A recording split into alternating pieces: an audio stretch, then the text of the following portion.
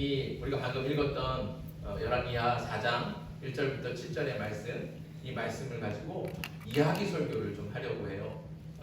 여러분들이 이제 들어보지 않아서 좀 어색하고 좀 생소할 수도 있어요. 사실은 저도 좀 생소해요. 제가 처음으로 이렇게 이야기식 설교로 본문을 이렇게 설교를 이렇게 작성해 봤기 때문에 몇 번 안 해봐서 그래서 저도 사실 어색하고 생소한데, 그러니까 이제 새벽에 계속 열왕기상 열왕기하 말씀을 묵상하지 않았습니까? 이 본문의 말씀이 이거는 이렇게 이야기 설교로, 그래서 마치 이제 좀 그 안에는 여러 가지 것들이 가미가 돼요.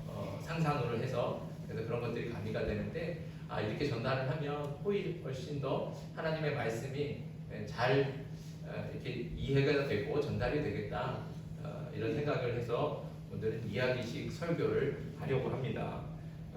좀 생소하지만 이야기를 듣는다 이렇게 생각하시고 마음의 긴장을 풀고 편하게 들었으면 좋겠습니다. 대신 편하게 듣되 딴 데 가면 안 돼요. 딴 데 가면 안 되고 끝까지 집중해서 잘 따라왔으면 좋겠습니다. 함께 오늘 말씀을 함께 나눕니다. 하늘을 붉게 물들이며 해가 지는 저녁, 따가운 모래바람을 맞으며 붉은 하늘을 바라보는 엘리사의 눈에는 눈물이 고여 있었습니다. 환하게 벗겨진 대머리에 눈을 부리부리하게 뜨며 독설이 담긴 하나님의 말씀을 거침없이 선포하던 엘리사. 왕실의 군사도 두려워하지 않고 언제나 강한 인상을 보여주던 그의 얼굴은 예전과 달리 슬픔과 연민으로 가득 차 있었습니다. 도대체 엘리사에게 무슨 일이 일어났던 걸까요? 며칠 전 엘리사는 사랑하며 아끼던 제자를 잃었습니다. 가까이에서 존경의 눈빛으로 엘리사를 쫓아다니며 이것저것 살갑게 물어보던 제자가 젊은 나이에 허망하게 세상을 떠난 것, 이것이 그는 아직도 믿겨지지 않았습니다. 그리고 싸늘하게 굳어버린 시신 옆에서 하염없이 슬프게 울던 제자의 아내와 어린 두 아들을 생각하니 고여있던 눈물은 이내 두 뺨을 흘러내렸습니다.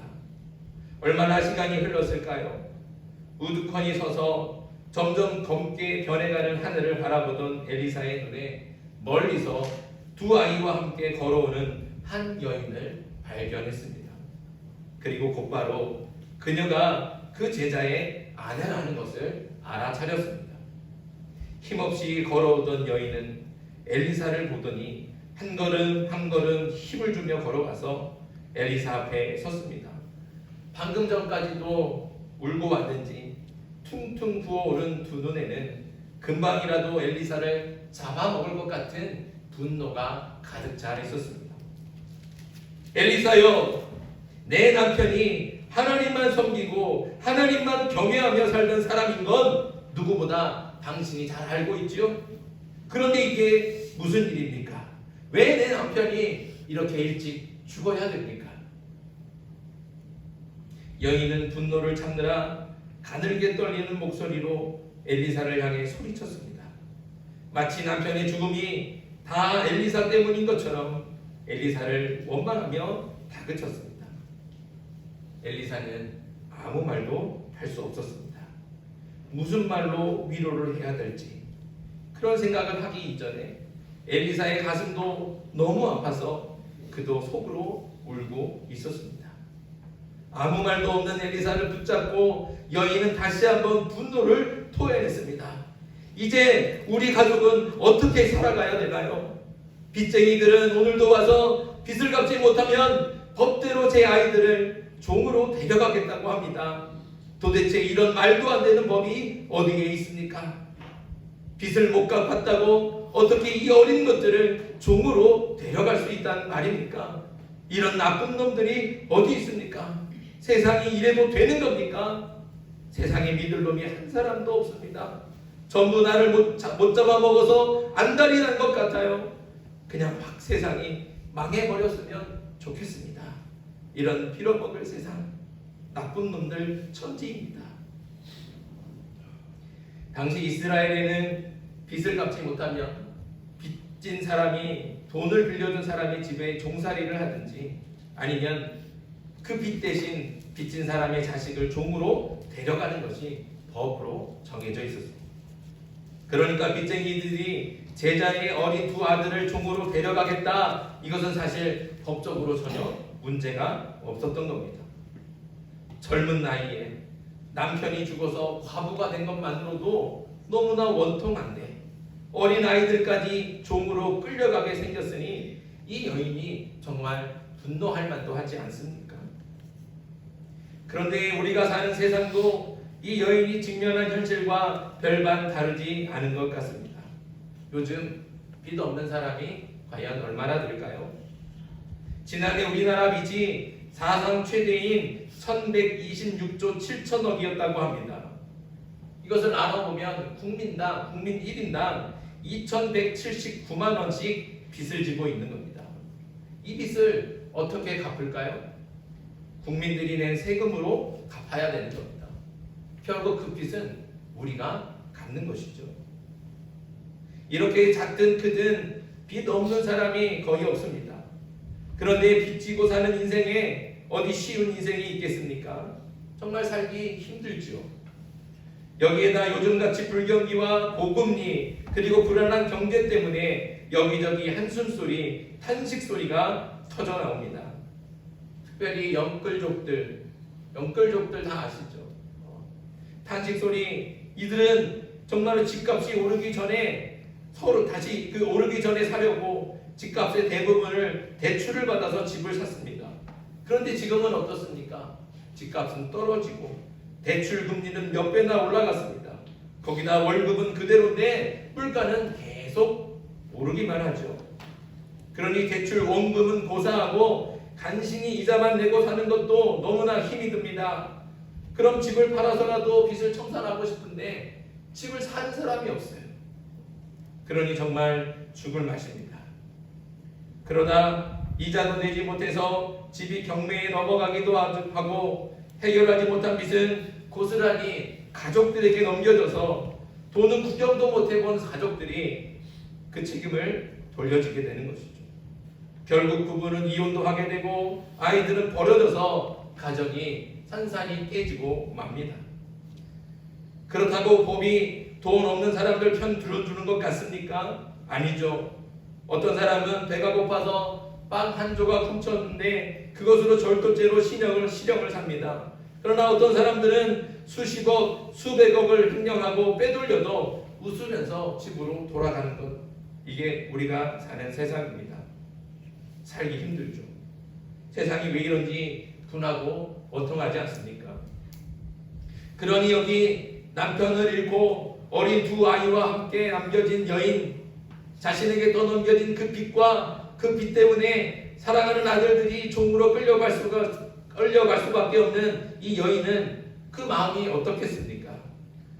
거기다 사람들은 남편의 죽음과 이 비극적인 상황이 전부 다 여인의 죄 때문이라고 하면서 여인을 비난했습니다. 아니, 여자가 얼마나 큰 죄를 지었으면 남편도 죽고 자식도 종으로 끌려가는 거예요. 하나님께서 벌을 주고 있다는 것이죠. 그렇게 사람들은 모두 여인을 정죄하며 비난하고 손가락질하며 조롱했습니다. 그러니 젊은 과부가 누구에게 가서 하소연을 하겠습니까? 그나마 찾아갈 수 있는 사람은 엘리사밖에 없었던 거예요. 그래서 엘리사를 찾아가 마음에 맺힌 그 원통함과 분노를 토해내며 울부짖었습니다. 그렇게 아픈 마음으로 말없이 여인의 절규를 듣고 있던 엘리사가 드디어 입을 열었습니다. 여인아, 내가 너를 위해 어떻게 하랴?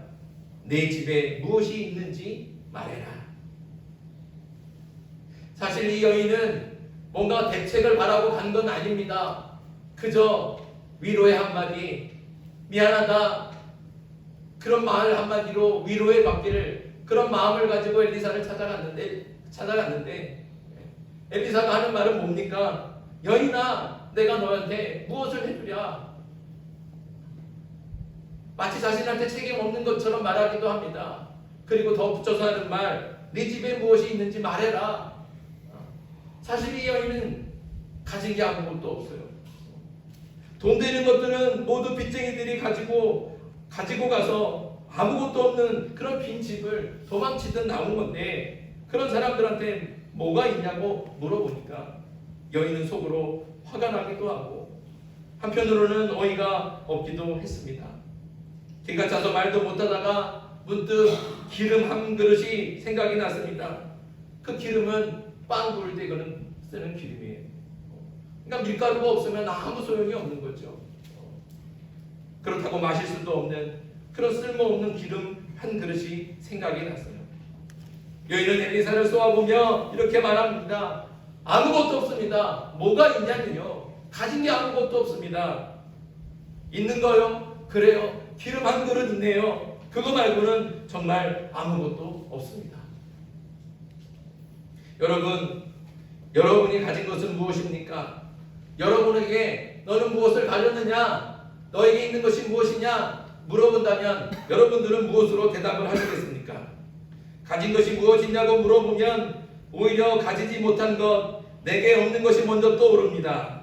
남에게는 있는데 내게는 없는 것, 집도 없고 멋진 자동차도 없고 내세울 만한 학벌도 없고 직장이 좋은 것도 아니고 외모도 그저 그렇고 든든한 백도 없습니다. 가진 거라고는 몸뚱이 하나인데 그마저도 피곤에 지치고 스트레스에 쪄들어서 변변하지 못합니다. 이렇게 없는 것, 부족한 것만 생각하다 보면 가진 것은 하찮아 보이고 오히려 부끄러워서 거추장스럽기까지 합니다. 마치 이 여인에게 기름 한 그릇, 이것은 아무 쓸모없는, 아무 필요 없는, 그냥 가져도 가진 것 같지 않은 그런 것이라는 거죠. 그런데 조금만 바꿔서 생각하면 분명히 여인은 가진 게 있습니다. 무엇입니까? 기름 한 그릇이죠. 단지 스스로 하찮고 부끄럽고 쓸모없다고 생각할 뿐 그는 분명히 가진 것이 있습니다. 엘리사는 바로 여기서 기적을 만들어냅니다. 엘리사가 만든 첫 번째 기적은 여인의 마음을 변화시키는 겁니다. 엘리사는 여인이 기름 한 그릇밖에 없다는 그 대답을 듣고 이렇게 말했습니다. 당신은 밖에 나가 모든 이웃에게 그릇을 빌리시오. 조금 빌리지 말고 많이 빌리시오. 제자의 아내는 남편이 죽고 아이들마저 종으로 끌려가게 된 자신의 처지가 부끄러웠습니다. 또 이런 자신을 보고 사람들이 조롱하고 비난하는 것이 두려웠습니다. 모두가 자신에게 손가락질하는 것 같아서 누구를 만날 수도 없었습니다. 그런데 엘리사는 이웃에게 찾아가라고 말합니다. 찾아가서 그릇을 빌리라고 명령했습니다. 조금 빌리지 말고 많이 빌리라는 뜻은 더 많은 사람들을 찾아가라는 뜻입니다. 엘리사의 명령에 어쩔 수 없이 이웃을 찾아갔지만 여인은 속으로 아무도 자신을 도와주지 않을 거라고 생각했습니다. 갚을 방법이 없는 사람인 줄 뻔히 아는데 누가 그릇을 선뜻 빌려주겠습니까? 그런데 놀라운 일이 일어났습니다. 조롱하고 비난할 줄 알았던 사람들이 오히려 따뜻하게 손을 잡아주며 그릇을 빌려주었습니다. 오히려 더 필요한 것이 없냐고 물어보면서 이 집 저 집 찾아가는 곳마다 선뜻 빈 그릇을 내어주었습니다. 여인은 그릇을 빌리면서 깨달았습니다. 세상에는 따뜻한 마음을 가지고 사랑을 나누는 사람들이 있다는 것을, 그리고 그런 사람들이 있는 한 세상은 망할 세상이 아니라 살만한 세상이라는 것을 알았습니다. 분노와 원망, 불신과 미움으로 단단했던 여인의 마음은 녹아내렸고 조금씩 세상을 향해, 사람들을 향해 마음의 문이 열리면서 부드러워지고 있었습니다. 여인은 자신도 모르는 사이에 의심하고 원망했던 사람들에게 감사하며 어떻게든 살아서 이들에게 꼭 빚을 갚아주리라 의지로 다시 타올랐습니다. 그리고 곧 엘리사가 베푸는 두 번째 기적이 일어났습니다. 그렇게 빌려온 그릇들을 가지고 방에 들어가서 문을 닫고 엘리사가 시키는 대로 그 쓸모없게 생각했던 그 기름을 그 빌려온 빈 그릇에 붓기 시작했습니다. 빌려온 그릇이 커서 이 그릇이 다 차지 않을 것 같았는데 이 큰 그릇은 이내 가득 채워졌습니다. 가득 채워졌는데도 그 기름이 계속 흘러내렸어요. 여인은 아들을 다급하게 불렀습니다. 어서 다른 그릇을 가지고 와라. 다른 그릇으로 가서 빚 받쳐라. 그렇게 비었던 그릇들이 하나 둘 채워지고 어느새 온 방은 기름이 채워진 그릇으로 가득 찼습니다. 그리고 마지막 그릇에 기름을 채우고 더 이상 빈 그릇이 남아있지 않았을 때 그때서야 비로소 그렇게 끝없이 흘러내리던 기름이 멈추었습니다. 여인의 마음속에는 그릇을 좀 더 많이 가져올 걸, 더 많이 빌려올 걸, 이런 아쉬운 마음이 잠시 스쳐갔지만 이내 기름으로 꽉 찬 그릇들을 바라보면서 감사했습니다. 쓸모없다고 생각했던 기름 한 그릇이 가장 귀하고 소중한 것으로 변했습니다. 너무 하찮아서 가진 것이라고 말하기도 부끄러웠던 그 기름 한 그릇으로 차고 넘치는 풍성함에 감사할 수 있게 된 것이죠. 기억하십시오. 여인을 만족시키고 감사하게 하는 것은 쓸모없다고 하찮다고 생각했던 그 기름 한 그릇에서 시작이 되었습니다. 엘리사는 말했습니다. 가서 기름을 팔아 빚을 갚고 남은 것으로 당신과 두 아들이 생활하도록 하시오. 이제 여인에게는 기름을 파는 직업이 생겼습니다. 남편을 잃어버리고 어린 두 아들을 어떻게 키워가고 어떻게 생활을 하나 막막했는데 엘리사는 그에게 직업을 줍니다. 단지 돈을 줘서 한순간에 문제를 해결하는 것이 아니라 그의 인생의 앞날을 그가 열어줍니다. 결국 이 직업으로 여인은 빚도 다 갚고 남편 없이도 아이들을 키우며 살 수 있게 되었습니다. 사랑하는 성도 여러분, 하루하루가 살아가기 쉽지 않으시죠? 버는 것은 적고 늘 나가는 것이 많아서 우리도 어쩔 수 없이 크고 작은 빚들을 지고 삽니다. 그러나 빚이 있다고 살아갈 길이 막막해지는 것은 아닙니다. 왜냐하면 엘리사의 기적이 오늘 저와 여러분들에게도 일어나게 될 줄 믿습니다. 빚지고도 기쁘게 살 수 있습니다. 빚지고도 감사하며 살 수 있습니다. 아니 오히려 그 빚 때문에 더 건강하게 살 수도 있습니다. 빚지고도 잘 사는 방법이 있다는 것이죠. 어떻게 빚을 지고도 잘 살 수 있습니까? 하나님을 믿어야 됩니다.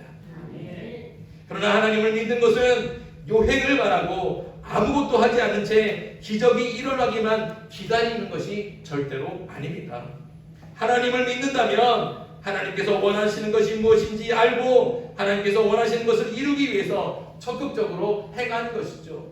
두렵고 떨리는 마음 가운데 있지만 이 여인이 이웃들을 향해 찾아갔던 것처럼 찾아가면 이 사람들이 나를 비난할 줄 알고 나에게 모든 손가락질하며 나를 조롱할 줄 알았지만 그런 두려움 가지고 이웃들을 찾아가며 그릇들을 빌렸을 때 하나님께서 그에게 은혜를 부어주십니다.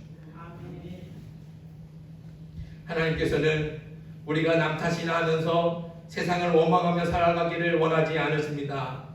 하나님께서는 세상을 따뜻한 눈으로 바라보는 따뜻한 사람이 되길 원하십니다. 그리고 하나님께서는 내게 있는 것이 무엇인지 발견하고 그것이 아무리 작고 보잘것없어 보여도 그것을 소중하게 여기고 그것으로 자신을 발전시켜 가기를 원하고 계십니다. 엘리사를 통해 여인에게 보여주신 기적이 오늘 우리에게도 일어날 줄 믿습니다. 왜냐하면 우리 하나님은 살아 역사하시는 하나님이기 때문에 그렇습니다.